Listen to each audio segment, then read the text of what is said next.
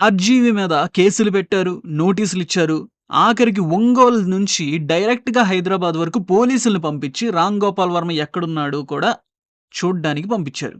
నోటీసులివ్వడం, కేసులు పెట్టడంలో తప్పే లేదు. కానీ ఒంగోలులో ఉన్న పోలీసుల్ని హైదరాబాద్ వరకు పంపించాల్సినంత అవసరం ఉందా? మనం చేయాల్సిన పనులు పోలీసులకి చాలా ఇంపార్టెంట్ పనులు అసలు లేవా? అన్న దాని గురించే ఈ particular discussion. Welcome to the orange potter channel. Gaming వీడియోస్‌తో, కరెంట్ డే కంటెంట్‌తో రచ్చ రచ్చ చేసే channel orange potter channel. So first time వచ్చినట్లయితే గనక వీడియో ఎండ్ దాకా చూసి నచ్చితేనే లైక్ చేయండి, సబ్స్క్రైబ్ చేయండి. బట్ ఆల్రెడీ మన అమిగోస్ అయితే thank you so much for supporting and watching the videos guys. So ఇవాళ మనం మాట్లాడుకోబోతున్న టాపిక్ కక్ష సాధింపు రాజకీయాలు మన ఆంధ్రాకి అవసరమా? ఏపీ రాజకీయాల్లో అంతకు ముందు వైసీపీ వాళ్ళు రూలింగ్ పార్టీలో ఉన్నప్పుడే మనం ఆల్రెడీ చూసాం. కక్ష సాధింపు రాజకీయాలు అక్కడే మొదలయ్యాయి. అసలు రామ్ గోపాల్ వర్మ అంటేనే కంటెంట్ కాంట్రోవర్సీ. కానీ ఇదంతా అర్థం చేసుకుని ఆర్‌జీవీ చేసిన దాని వల్ల నా మనోభావాలు దెబ్బతిన్నాయని చెప్పి తెలుసుకోవడానికి మన వాళ్ళకి 1 ఇయర్ పట్టిందా? నిజంగా. అసలు ఈ ఇష్యూ అంతా బోరగడ్డ అనిల్, శ్రీరెడ్డి దగ్గర, పోసాని దగ్గర స్టార్ట్ అయ్యి ఇప్పుడు ఆర్‌జీవీ దాకా పాకింది. నా ప్రాబ్లమ్ ఏంటి అంటే ఏపీ ప్రజల డబ్బుల్ని అనవసరమైన వాటిలకి, ఏపీ ప్రజల రిసోర్సెస్‌ని అనవసరమైన వాటిలకి వేస్ట్ చేయడం.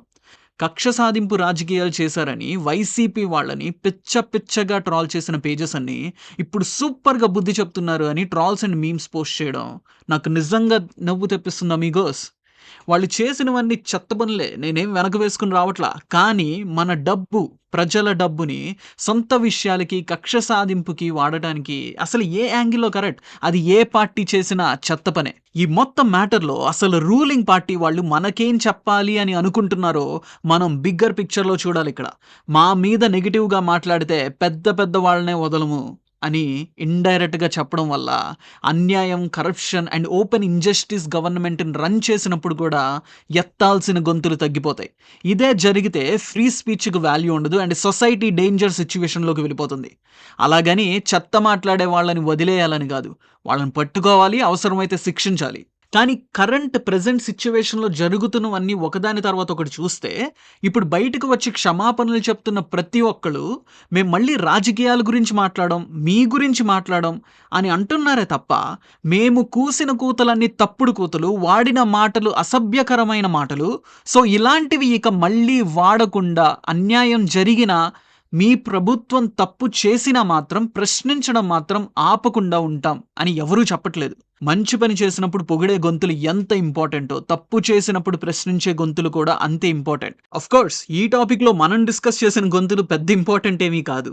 కానీ ప్రశ్నించే దమ్ము లేని వాళ్ళు సైలెంట్ అయిపోవడంలో ప్రాబ్లమ్ లేదు. బట్ ఈ కరెంట్ టాపిక్ మిక్స్డ్ సిగ్నల్స్ పంపించి సరైన వాళ్ళు కూడా ఎఫెక్ట్ అవ్వకూడదు. అండ్ అలా కరెక్ట్‌గా క్వెషన్ చేసే వాళ్ళకి మన వల్ల కూడా ఎలాంటి డిస్కరేజ్‌మెంట్ రాకూడదని.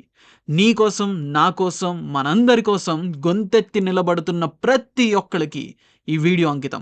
సో అమిగోస్, ఈ ఇష్యూ మీద మీరేమనుకుంటున్నారో చెప్తే కామెంట్స్‌లో మాట్లాడుకుందాం. అంతవరకు గేమ్ వీడియోస్‌తో, కరెంట్ డే కంటెంట్‌తో రచ్చ రచ్చ చేద్దాం. నా పేరు ఆరెంజ్ పోటర్. మన ఛానెల్‌లో దొరుకుతుంది టన్నుల టన్నుల కొద్దీ మ్యాటర్. Thank you.